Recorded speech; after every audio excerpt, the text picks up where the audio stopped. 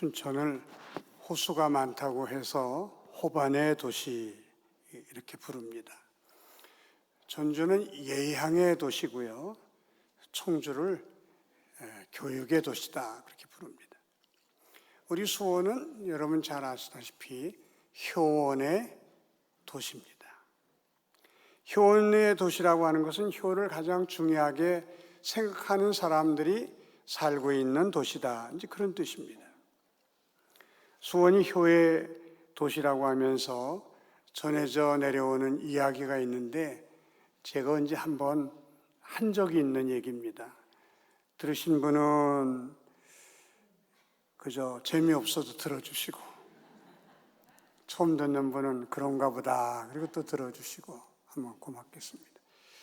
효하면 정조대왕을 우리가 생각합니다.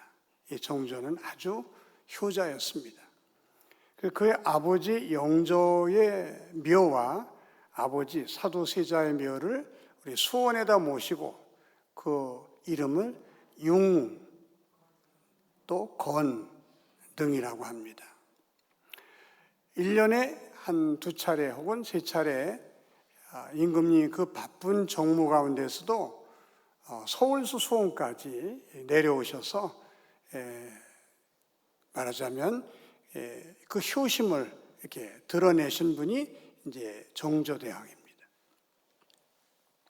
서울서 여기까지 걸어오는데 여러분 수많은 신하들 또 병사들이 앞뒤에 호위하면서 오는데 그 행차가 얼마나 거창합니까? 많은 사람들의 이제 구경거리인데 병사들은 힘이 든단 말이에요.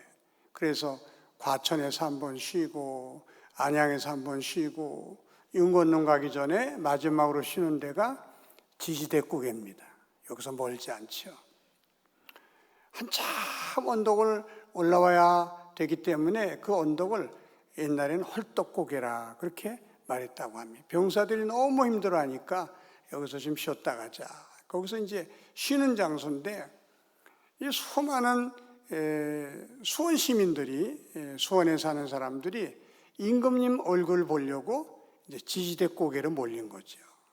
그 당시 임금님은 요즘에 뭐 아이돌 스타보다 더 스타 아니었습니까?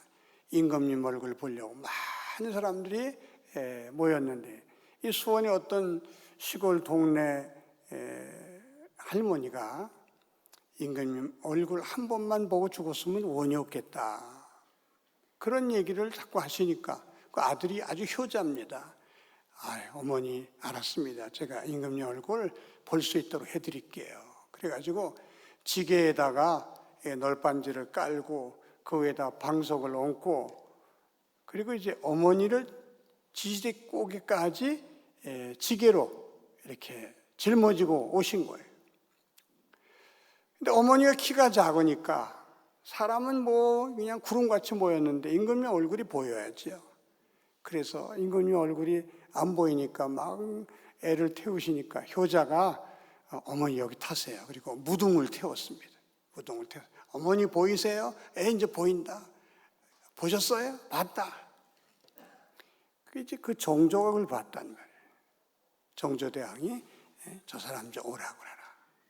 그래서 어떻게 어머니를 무등 태워 여기까지 왔느냐. 그 자초지종을 얘기하니까 그런 효자가 없단 말이에요. 그래서 수원에 이렇게 효자가 있구나. 그리고 큰 상을 내렸는데 쌀 10가마니 하고 돈 100냥을 이제 하사한 겁니다.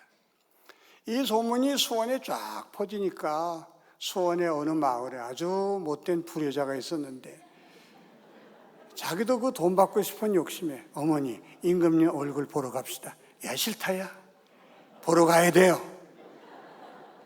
그래가지고 지게에다가 널판지를 얹고 거기다가 또 방석으로 앉고 어머니를 거기다가 강제로 앉혀가지고 지지대 고기까지 왔어요. 이 불효자도 또 들은 소문이 있어가지고 어머니를 무등 태워가지고 이렇게 이제 보는데 정조가 또 본 겁니다. 수원에는 웬 효자가 이렇게 많으냐? 이제 오라 그래라. 너는 어떻게 이렇게 효자냐?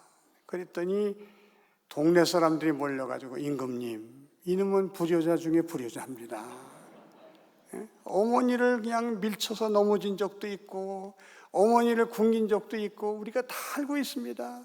이놈은 상 받기 위해서 거짓을 하는 것뿐입니다. 정조가 뭐 얼마나 지혜로운 분이에요. 다 벌써 알아차리고 그냥 사태 파악을 다 하고는 가만히 있다가 뱅그레 웃더니 그러면 쌀 한 가마니만 줘라. 아니 매를 때려도 시원치 않은데 왜 쌀을 한 가마니씩이나 줍니까? 그랬더니 그때 아주 유명한 얘기를 합니다. 얘들아, 효도는 흉내만 내도 좋은 것이란다. 그 정조 덕분에 이 수원이 효원의 도시가 된 것입니다. 왜 동서고금을 막론하고 효도를 강조하는 것일까? 오늘 말씀에 의하면 그것이 옳은 일이기 때문이다 이렇게 말씀하고 있습니다. 네 부모에게 순종하라, 이것이 옳으니라. 이 옳다는 말은요, 이것이 바르게 사는 길이다 이제 그런 뜻입니다. 여러분, 우리가 예수 믿는 목적이 예수 믿고 하나님께 복 받아서 잘 살고 자녀가 잘 되고 또 사업도 잘 되고 그런 목적으로 예수를 믿는 게 아니고, 그거는 예수를 믿은 사람들이 받는 결과에 불과해요. 예수를 믿는 목적은 예수 믿고 구원받아 하나님의 자녀가 된 다음에 하나님의 자녀답게 살아가는 것을 하나님은 예수 믿는 목적으로 삼으라 그렇게 우리에게 말씀하고 있어요. 그래서 우리는 예수 믿고 나서 내가 잘 살고 높은 사람 되고 자녀가 잘 되는 그거보다도 하나님, 우리가 하나님의 자녀가 되었으니 하나님의 자녀답게 살아가게 하여 주시옵소서. 이게 우리의 예수 믿는 목적이 되어야 한다. 성경은 그렇게 말씀하고 있어요. 그래서 성경은 구원받은 저와 여러분들이 바르게 살기를 바라시고 말씀을 주셨는데 그 말씀 중에 하나가 네 부모를 공경하라, 이것이 옳으니라 그렇게 말씀을 주신 겁니다. 부모를 공경하는 일이 바르게 사는 길이고, 그렇게 살아야 하나님의 자녀들은 이제 하나님의 구원받은 백성으로서 마땅한 그런 삶에 말하자면 길을 걸어가는 것이다 이렇게 이제 말씀하신 거죠. 여러분, 육신의 아버지도 자신이 아무리 잘못 살아도 뭐 자기가 사기를 치고 그 다음에 뭐 조폭에 우두머리라 할지라도 자기 자식만큼은 너 이놈아 바르게 살아야 돼, 너 똑바로 살아야 돼, 그게 부모의 마음 아닙니까? 하나님도 마찬가지예요. 저와 여러분을 구원해 주시고 하나님의 자녀로 삼아 주신 뒤에는 너희들이 바르게 살아야 한다 이렇게 말씀하시면서 네 부모를 공경하라, 그것이 바르게 사는 길이다 그렇게 가르쳐 주신 겁니다. 그러니까 부모를 공경하지 않고 효도하지 않는 사람은 바르게 살지 않는 거지요. 옳지 않게 사는 거지요. 그래서는 안 된다. 그것이 우리가 효도해야 할 첫 번째 이유입니다.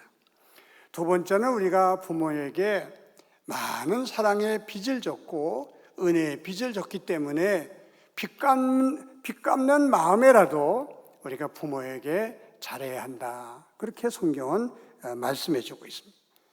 여러분, 우리가 태어나서 오늘이기까지 부모님들이 얼마나 많은 수고와 희생을 하셨겠습니까?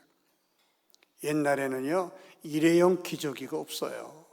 그래서 천 끊어다가 그걸로 기저귀를 하면 그거 똥오줌 싸면 말이죠, 그것도 빨아서 널어서 또 쓰지 않습니까? 근데 애가 한둘입니까? 저희 집도 8이고요. 우리 앞집은 11이에요. 뒷집은 7이에요. 그 엄동설 안에 여러분 그 얼음 깨고 기저귀 빠는 게 얼마나 힘든 일입니까? 부모의 은혜, 부모가 우리에게 베푼 그 사랑의 빚이라고 하는 것은요, 이렇게 표현할 수가 없는 거예요. 우리는 빚을 지면 마음에 부담이 있지 않습니까? 빚을 지면 자꾸 빨리 갚아야지 그런 마음이 듭니다. 다른 사람에게 식사 한 그릇 대접받아도요, 다음엔 내가 대접할게. 그런 말을 합니다. 왜? 빚은 갚아야 편하니까. 근데 사람들이 부모에게 진 빚은요, 갚을 생각을 안 하는 거예요. 이게 얼마나 잘못된 일입니까? 왜 누구 빚은 갚고 누구 빚은 안 갚아도 된다고 생각합니까? 그건 아주 잘못된 생각이에요. 우리는 부모에게 많은 사랑의 빚을 지고 은혜의 빚을 진 나는 빚쟁이다. 내가 진 빚의 10분의 1이라도 나는 갚아야 된다. 이런 마음으로 부모에게 하다 보면 그 사람이 효자가 되고 효녀가 되고 효부가 되는 것입니다. 사람이나 짐승이나요, 새끼 기를 땐 똑같이 최선을 다합니다. 여러분 짐승들 보세요. 새끼 나서 기르는데 얼마나 헌신적으로 새끼를 돌보는지 사람보다 낫다 이렇게 생각될 때가 사실 많이 있습니다. 짐승도 자기 새끼를 기르기 위해서는요, 정성을 다해 최선을 다합니다. 물론 사람도 마찬가지죠. 그런데 짐승과 사람의 결정적인 차이점이 뭔지 아십니까? 짐승은요, 그렇게 부모의 헌신적인 사랑으로 돌봄을 받고 다 큰 다음에는요, 다 뿔뿔이 흩어지고 말아요. 단 한 마리도 부모에게 감사하는 마음을 가지고 부모를 봉양한다든지 부모의 은혜를 갚는다든지 그런 짐승은 없어요. 오직 사람만 부모의 은혜에 감사하고 부모에게 효도하고 부모를 공양할 뿐입니다. 이것은 뭘 말합니까? 부모의 은혜를 깨닫지 못하는 사람, 부모의 은혜를 갚을 마음이 없는 사람, 부모를 봉양할 생각이 없는 사람은요, 겉은 사람이지만 속은 사람이 아니다 이 말이에요. 그건 짐승에 불과하다. 그건 짐승이다. 은혜를 모르는 사람은 짐승이죠. 그래서 성경에 하나님이 계속 반복해서 쓴 단어가 있습니다. 뭔지 아십니까? 여호와의 은혜를 잊지 말지어다. 하나님은 은혜 잊어버리는 사람 제일 싫어하는 거예요. 우리가 부모의 은혜를 잊어버리고 감사할 줄도 모르고 보답할 줄도 모른다면 더 이상 사람이기를 포기한 짐승이나 다름이 없는 사람이 된다. 우리가 그걸 깨닫고 은혜에 감사하는 마음으로 효도하는 저와 여러분이 되시기를 바랍니다. 셋째는 하나님의 엄숙한 명령이에요. 내 부모를 공경하라. 십계명에도 내 부모를 공경하라. 십계명 중에 제5계명, 아주 중요한 명령어로 되어 있습니다. 하나님은 우리 이 세상에 보내주실 때 하나님이 보내주셨지만 사람을 통해서 보내주셨어요. 부모님을 통해서 보내주신 겁니다. 또 하나님은 우리를 길러주시지만 부모님을 통해서 길러주시는 거예요. 그래서 하나님은 항상 이 땅의 모든 부모를 하나님의 대리자로 여기시는 겁니다. 너희 부모는 내가 세워준 나 하나님의 대리자야. 그러니까 부모에게 잘하는 것은 보이지 않는 하나님께 잘하는 것과 똑같이 생각하시는 것입니다. 그래서 여호와를 경외하라 하는 말씀과 똑같이 네 부모를 공경하라 그렇게 명령하신 것입니다. 여러분 잘 아시다시피 1계명부터 4계명까지는 하나님에 대한 하나님을 섬기라고 하는 계명이고 5계명부터 10계명은 사람을 잘 섬기라고 하는 계명인데 그 5계명부터 10계명까지의 첫 번째 계명이 네 부모를 공경하라. 그리하면 내가 땅에서 잘 되고 장수하리라. 그래서 약속 있는 첫 계명, 하나님의 축복이 약속된 사람을 향한 첫째 계명이다. 그래서 약속 있는 첫 계명입니다. 여러분, 하나님의 명령 앞에는요, 우리가 선택의 여지가 없는 거예요. 이거는 순종과 복종만 있을 뿐입니다. 하나님이 명령하셨는데 우리가 뭘 선택해요? 아멘 하고 순종할 뿐입니다. 사랑하는 성도 여러분, 아무쪼록 하나님께서 나에게 주신 명령이다 이렇게 생각하시고 효도하는 저와 여러분이 되시기를 바랍니다. 효도는 축복이 약속된, 효도하는 자에게는 하나님이 축복하시겠다고 약속해 주신 하나님의 축복을 받을 수 있는 그런 계명이에요. 하나님은 명령하시면서도 정말 하나님의 말씀대로 순종하고 효도하는 사람에게는요, 축복을 약속해 주셨는데 땅에서 잘 되고 장수하게 해주겠다. 땅에서 잘 되게 해주겠다는 말은 이 땅에서 하는 모든 일에 형통함을 주겠다, 그런 뜻입니다. 또 장수라는 말은요, 하나님이 부르신 그날까지 건강하게 행복하게 살 수 있게 해주겠다, 그런 약속입니다. 효도하는 사람들은요, 하나님이 결코 잊지 않고 때를 따라 은혜와 복을 주시고 하나님 나라 들어갈 때까지, 하나님이 부르실 때까지 하나님이 책임져 주시고 돌봐주시는 줄로 믿으시기 바랍니다. 근데 하나님 앞에서 우리가 받는 복이 여러 가지지만 효도하는 사람이 받는 또 다른 복은요, 내가 효도하면 내 자녀들이 나에게 효도하는 복을 받게 된다, 그런 말씀입니다. 이 심는 대로 거둔다고 하는 것은 만고불변의 원칙이에요, 법칙이에요. 콩 심으면 콩 나고 팥 심으면 팥 나는 법입니다. 우리가 효도하면 우리의 자녀들이 반드시 효도하게 돼 있어요. 우리가 불효하면 우리 자식들이 우리 마음속에 언젠가 대못을 박을 때가 있다, 이 말이에요. 제가 우리 안씨 시족 사이에서 살 때에 우리 먼 친척 중에 하나가 이제 며느리를 봤는데, 이 며느리가 아주 그냥 못된 며느리예요. 너무너무 못된 며느리. 여러분, 시골은 안방은요, 밥을 하기 때문에 불을 떼게 돼 있어요, 아침 저녁으로. 근데 이 사랑방은 일부러 저녁에 불을 떼지 않으면 방이 따뜻할 리가 없어요. 시어머니가 며느리에게 안방을 놔주고 사랑으로 물러 앉았는데 이 며느리가 말이죠, 저녁에 불 떼는 척하고는 꺼버리고 또 떼는 척하고는 꺼버리고, 그러니 여러분 구두장이 돌 아닙니까? 돌. 얼마나 추워요. 시어머니가 며느리 나쁘다고 욕할 수도 없고 알릴 수도 없고 속으로만 끙끙 앓고 있는데, 이게 어떻게 사람들에게 알려졌어요. 그랬더니 집안 내 모든 어른들이 이 천벌을 받을 여애녀나 네가 사람이냐 뭐. 그래도 이 안 고치고 말이죠, 그렇게 그냥 시어머니 서름을 주더니 그 시어머니가 한 5, 6년 사시다가 돌아가셨어요. 그리고 이 며느리가 이제 또 며느리를 본 겁니다. 근데 임자 만난 거예요. 더 독한 게 들어왔어요. 며느리가 말이죠, 시어머니 그 사랑방에 불을 떼는 척하다 꺼버리고 떼는 척하다 꺼버리니까 이 시어머니가 너 이 여애니여나, 너 친정에서 너 그렇게 배웠냐, 시어머니한테 너 그렇게 하기냐.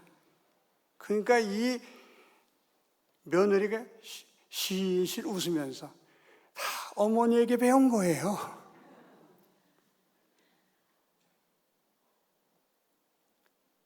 모든 우리 집안 어른들이 진짜 고소하다, 고소해.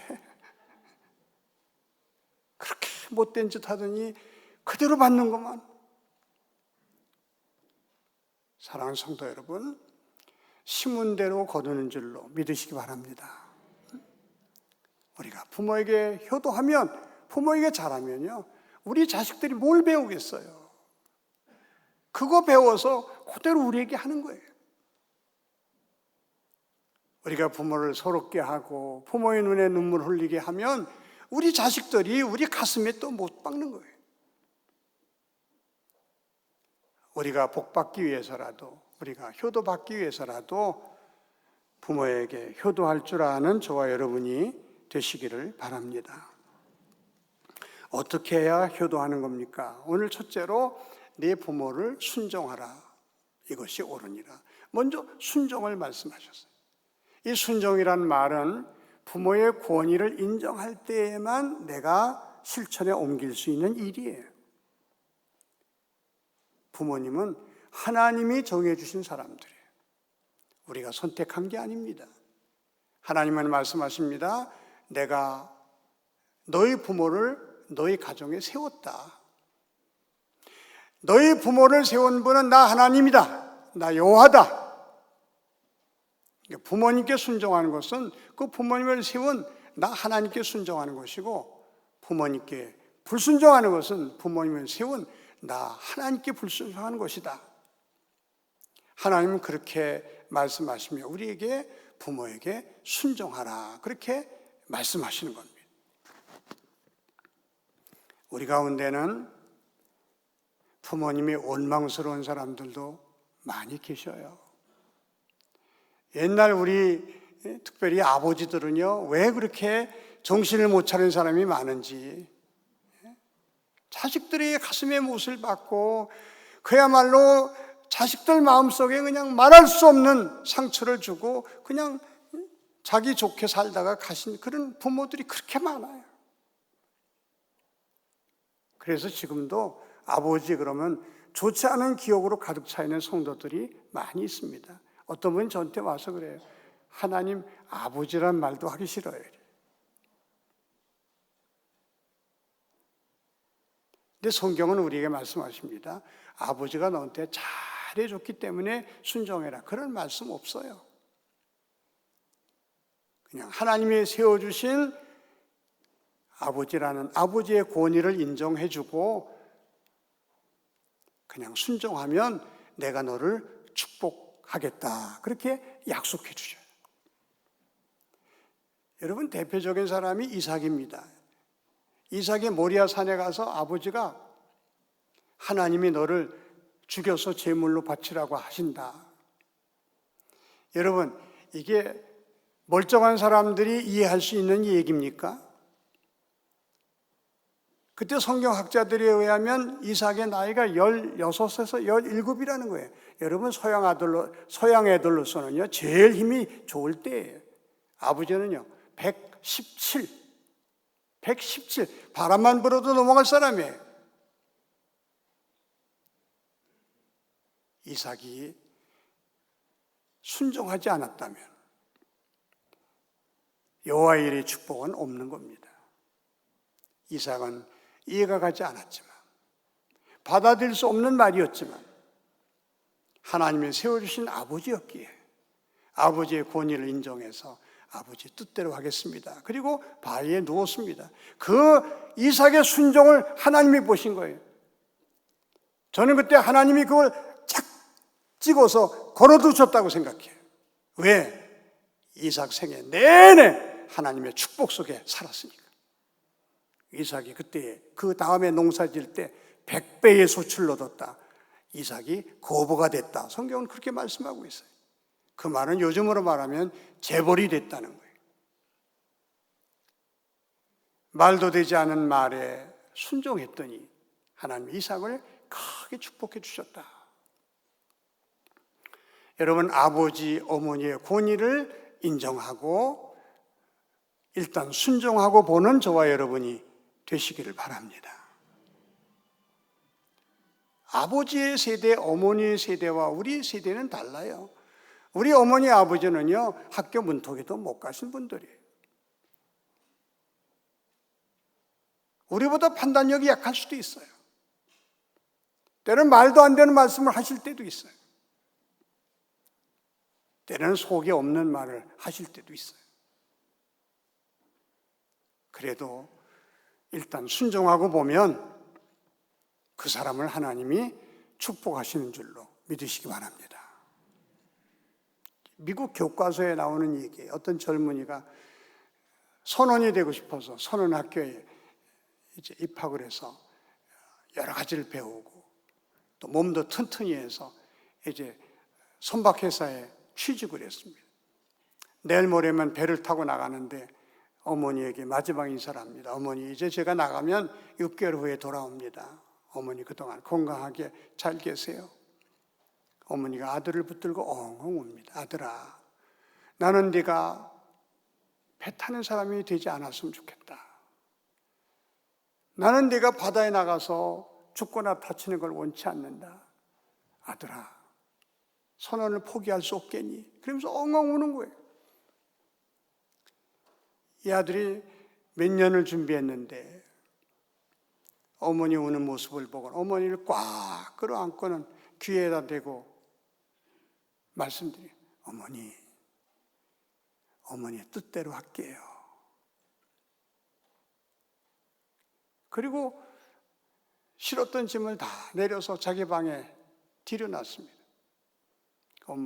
그 어머니가 너무 고마워서 아들아 고맙다. 아들아 고맙다. 하나님이 너를 꼭 축복하실 것이다. 그 청년이 나중에 미국의 대통령이 돼요. 조지 워싱턴의 젊을 때 이야기입니다. 순종하는 자에게 하나님이 반드시 복 주신다는 사실을 믿으시기 바랍니다. 두 번째는 육신의 필요를 채워드리는 거예요. 우리 부모님들에게는요, 많은 필요가 있어요. 우리 젊은 사람들은 아무거나 먹어도 맛있습니다. 그러나 일단 연세가 들면요, 맛있는 게 없어요. 입맛이 달아납니다. 뭘 먹어도 맛이 없는 거예요. 그래서 모시고 나가서 맛있는 음식을 대접해 드리는 게 얼마나 중요한 일인지 몰라요. 젊은이들은요, 겨울에 내복 안 입고 삽니다. 그러나 연세 드신 분들은 추위를 너무너무 빨리 느끼는 거예요.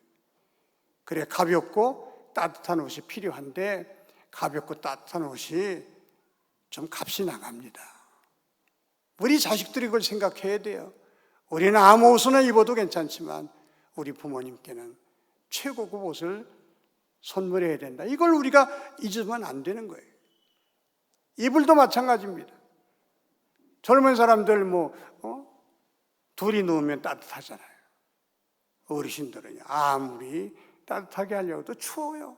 좋은 이불이 필요한 거예요. 노인들에게 무슨 용돈이 필요하냐? 모르는 소리입니다. 손자, 손녀들 왔을 때 그 줄 돈이 없으면요, 할머니, 할아버지의 위신이 서지 않아요. 할머니, 할아버지의 권위는요, 그 주머니에서 나오는 거예요. 손자들에게는. 우리가 어머니, 아버지 용돈 드리면 어머니, 아버지는 그 돈 가지고 손자, 손녀들에게 할머니 노릇하고 할아버지 노릇하는 겁니다. 할 수 있으면 우리가 용돈을 좀 많이 드리는 게 중요하고 필요한 것입니다. 특별히 마음으로 소중히 여기는 게 중요합니다. 네 부모를 공경하라. 이 공경하라는 말이 히브리 말로 키베드인데, 여러분 이 심장을 카보드라 그래요. 심장과 공경이라는 말의 어원이 같습니다. 내 어머니 아버지를 내 심장처럼 소중히 여겨라, 그런 말씀이에요. 우리 집안에서 제일 소중한 분은 우리 자식이 아니라 우리 어머니 아버지다, 이런 의식을 가지고 우리가 살아가야 된다고 하는 것입니다. 그래서 아이들 보는 데서 잠깐 어디 나갔다 올 때 어머니 다녀오겠습니다. 아버지 다녀왔습니다. 어머니 저 쓰레기 좀 버리고 올게요. 멀리 살지라도 항상 전화로 인사드리고, 우리 교회 장로님 아들 한 분은요, 아침 저녁으로 전화한대. 벌써 세간 난 지 10년이 넘는데, 어느 땐 귀찮게 생각이 들어서 하지 말라고 몇 번 그랬는데도 아유 아버지 이게 뭐 어려워요?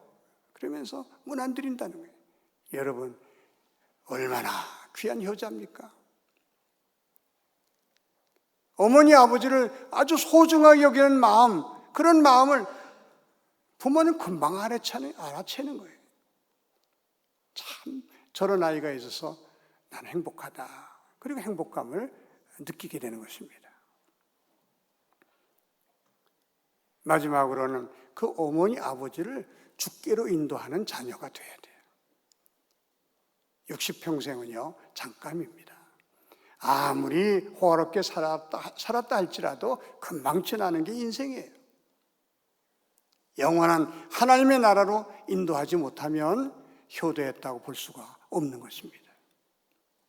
제가 예수 믿고 제일 먼저 어머니를 전도했어요.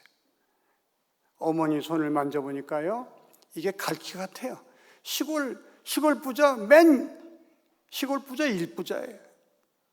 아침에 나가면 저녁 깜깜할 때 들어오시는 거예요. 점심 저녁은 누님들이 다 하고요. 어머니 그저 아버지하고 나가서 일만 하는 거예요. 손이 갈퀴 같아요. 붙잡으니까 저절로 눈물이 나와요. 어머니 예수 믿으셔야 돼요. 예수 믿어요. 그랬더니 이제 난 다 끝난 인생인데 너나 잘 믿어라. 너희나 잘 믿어라. 제가 그 손을 붙들고 엉엉 울었어요. 어머니 평생 이렇게 고생하시고 또 지옥 가시면 어머니 안 됩니다. 어머니 불쌍해서 어떻게 해요? 어머니 안 돼요. 그리고 엉엉 울었어요. 제가 엉엉 우니까 그래 알았다. 내가 예수 믿을게. 교회 다닐게.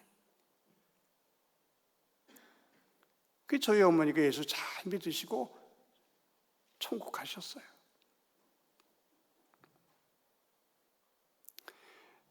저희 어머니가 8남매를 기르시면서 늘 행복하게 사시다가 큰 며느리 들이면서부터 불행이 시작됩니다. 큰 며느리가 너무 안 맞는 거예요. 이 부잣집에서 며느리를 데려왔는데 우리 집은 그만 못하니까 매사에 불평, 매사에 원망. 그리고 우리 어머니가 그때부터 이제 말하자면 얼굴에 슬픔이 가득 차고 혼자 계시면 우시고. 제가 그런 걸 보다가 제가 이제 결혼을 하고 어머니를 저렇게 평생 사시게 해서는 안 되겠다. 그리고 제가 어머니를 모시러 시골 내려가 형님 어머니 저희가 좀 모시고 하면 안 되겠습니까? 형님이 불같이 화를 내는 거예요. 시골서는요 장남이 부모님을 모셔야지 차남이 모시면 장남이 체면이 깎이는 거예요. 큰애가 얼마나 못하면 부모가 지치한테 가겠냐고. 그 체면 때문에 엄마를 안 보내주시는 거예요. 그냥 올라왔어요. 그래 한 2년 있다가 가서 또 사정했죠. 형님 우리가 맞벌이를 하게 됐어요. 맞벌이 하면 우리가 살 수가 없어. 할 수 없이 맞벌이를 하는데 애 봐줄 사람이 없어요. 형님 어머니 좀 모시고 가서 우리 애기 좀 보게 좀 해주세요. 사정을 했습니다. 그랬더니 그렇다면 모시고 가도 되지. 그리고 여러 사람을 불러놓더니 저 7째가 맞벌이를 하는데 애기 볼 사람이 없어 어머니를 모시고 간다고 해서 애기 보라고 어머니 이제 가시게 했다고. 그래서 저희가 모시고 왔어요. 그때 저희 맞벌이 할 때 아닙니다. 어떻게든지 어머니 모시고 싶어서 슬픔에 쌓여있는 눈물 흘리는 어머니를 모시고 와서 예수 믿게 하고 사시는 날 동안 행복하게 살았으면 하는 마음으로 그리고 모시고 왔습니다. 한 33년인가 저희와 함께 사시다가 천국에 가셨어요. 어머니를 그렇게 하고 나서 보니까 그 다음에 이제 장모님이 눈에 보이는 거예요. 그동안은 어머니 때문에 장모님 생각할 여지가 없었어요. 형편도 그렇게 안 됐고. 그래서 어머니 이제 하늘나라 가셨으니까 장모님을 우리가 모시자. 이미 늦었어요. 치매에 걸리신 거예요. 치매도 보통 치매가 아니고 사위를 미워하는 치매에 걸리셔요. 저만 보면 자네 우리 딸 왜 때리나? 우리 집에 오셨는데 우리 집에서 이제 모시려고 저 방에 있는데 밤에 안 주무시고 우리 부부가 잠자는 방에 귀를 이렇게 대고 밤새도록 대시는 거예요.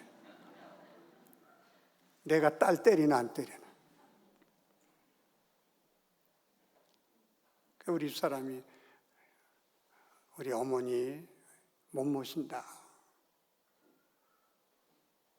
교회 모시고 와야 되는데 교회 가서 저 목사가 우리 딸을 얼마나 때리는 줄 아냐고 그런 말 할 텐데, 그러면 교인들이 그 말을 안 믿는 사람도 있겠지만 믿는 사람이 있을 거 아니냐. 그럼 당신 목회가 뭐가 되느냐. 그러니까 어머니 못 모신다. 제가 그랬어요. 그럼 내가 우리 교인들을 설득시키면 되지. 치매 걸려서 그러니까 여러분 이해하시라고 내가 말하면 되지. 일단 모시고 문제가 생기면 그때 해결해 나갑시다. 그래서 이제 우리 집에 모셨어요. 아주 저를 얼마나 그냥 야단을 치시는지. 자네 우리 딸 또 때릴 거야? 안 때리겠습니다. 절대 안 때리겠습니다. 한 번만 더 때리면 내가 가만히 안 둘 거야. 들어갈 때마다 우리 장모님 맛있는 거 사가지고 들어가. 어머니 잡수라고 사왔어요. 또 철 따라 꽃다발도 드리고. 자주 모시고 나가서 구경도 시켜드리고. 저와 제 아내가 정성껏 섬겼더니 치매가 다 났습니다. 저는 치매가 낫는다는 생각은 상상도 못했는데 완전히 나으셔가지고 그 다음부터는 제 아내에게 너 아범한테 잘해야 한다. 응? 너 아범 속 상하게만 안 돼. 그게 다 이제 나 얼마나 행복한지 몰라요. 근데 제 동서가 먼저 하늘나라를 갔어요. 처제가 와가지고는 옛날에 치매가 걸려 그 처제가 모셨거든요. 맨날 처제하고 치매 환자하고 맨날 이렇게 다투고 싸웠는데 와서 보니까 완전히 낫거든요. 그러니까 형부 이제 제가 혼자인데 어머니 모시고 가면 어때요? 제가 모시고 가고 싶어요. 허락해 주세요. 그래서 그렇게 하시라고. 그래서 지금 처제가 모시는데 비용을 우리가 거의 다 대고 한 달에 한 번 꼭 찾아뵙고 맛있는 거 사드리고 용돈 드리고 그리고 돌아옵니다. 40년의 목회 생활을 회상해 보면서 참 저만큼 많은 복을 받은 사람이 있을까 생각될 정도로 저는 목회자로서 정말 한없는 은혜와 한없는 복을 받은 사람이에요. 그 이유가 뭘까? 그래도 어머니, 장모님 나름대로 정성껏 모셨더니 하나님이 그걸 귀히 보시고 저를 축복해 주셨다고 저는 믿습니다. 사랑하는 성도 여러분, 언제나 기회가 있는 게 아니에요. 기회 있을 때, 아직 돌아가시지 않을 때, 아직 내가 할 수 있을 때 하나님이 내게 주신 축복의 기회다. 이렇게 생각하시고 부모님을 위해서 기도하시고 또 공경하시고 멀리 계신 분들은 자주 전화로 인사드리고 제가 늘 말씀드립니다. 부모 인사 따로 있고 자식 인사 따로 있는 거예요. 뭐 생신 때 어머니 아버지 저희 내려갈게. 야 내려오지 마라. 그렇게 먼데 뭘 내려오냐. 예 그만둬라. 그만둬. 그건 부모님의 인사예요. 또 그 말에 순종하는 멍텅구리들이 있어요. 그건 부모 인사예요. 자식 인사는 찾아뵙는 것입니다. 자식의 도리를 다 아는 게 자식 인사예요. 오늘 하나님께서 네 부모를 공경하라. 이것은 약속 있는 첫 계명이다. 무슨 약속? 하나님의 축복을 약속받은 하나님이 축복을 약속하신 첫 계명이다. 기억하시고 효도하시며 많은 복을 받고 우리 자녀들에게도 효도받는 저와 여러분 다 되시기를 주님의 이름으로 축원합니다. 기도드리겠습니다. 하나님 아버지 감사합니다. 저희들에게 부모님을 허락해 주셔서 이렇게 이 땅에 오게 하시고 많은 사랑의 빛, 은혜의 빛을 지면서 여기까지 오게 하심을 감사합니다. 이제라도 그 빚을 조금이라도 갚아나가는 저희들 되게 하여 주시옵소서. 공경하고 우리 형편 안에서 최선을 다함으로 하나님의 복을 받고 자식들에게도 효도받는 우리 모두가 되게 하여 주시옵소서. 예수님의 이름으로 기도하옵나이다. 아멘.